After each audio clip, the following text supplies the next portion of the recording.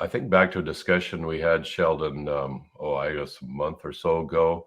It was on the research of J.D. Unwin, who examined 86 different civilizations and societies and cultures, and found that every one of them, without exception, irreversibly, once when they crossed a certain threshold of sexual freedom, collapsed within 100 years. And we talked about that. But what I want to point out here is that there were three things that shortly followed the collapse within 1 or 2 generations before the whole society collapsed. One of them was the abandonment of rational thinking. The second was abandonment of belief in God. And the third was the loss of lifelong marriages. Those three things happened in every case before the collapse of a civilization. And what we observe here is all three things have already happened since our sexual revolution of the 1960s. So when we have a situation that fundamentally, now that is, people would say, well, is that the cause, or that just led to another set of circumstances that itself was the cause? I tend to think that it wasn't a direct cause, but it was an indirect cause that led to these other three things happening.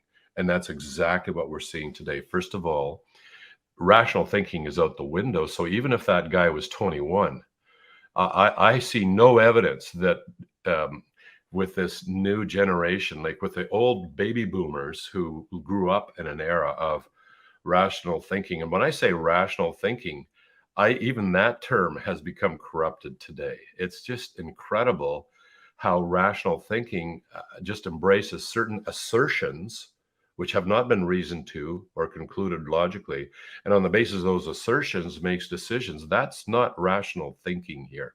So even rational thinking, the concept is being lost to the next generation, to this generation of the fellow who did what he did, and to the fellow in Toronto who did what he did.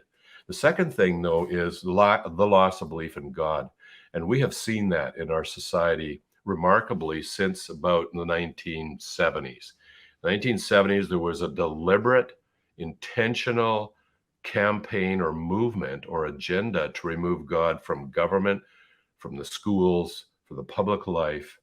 And when I say to remove God, I'm talking about just, we don't want the church running the government or the church necessarily running the schools. But what you didn't anticipate was that even the concept, even the belief is completely removed. You can't even mention God today in a school unless it's in a negative context. And so if you have the removal, the deletion of God in the mind of, say, this young man and in society in general, and I don't know what his personal religious beliefs were. I mean, obviously, if he had a sincere belief in, let's say, authentic Christianity, it's absolutely incompatible with what he did, completely incompatible. But this removal of God from the society also removes any ultimate point to life. So you make up your own point, you make up your own reason for existence. But then eventually people realize, I'm just making this up.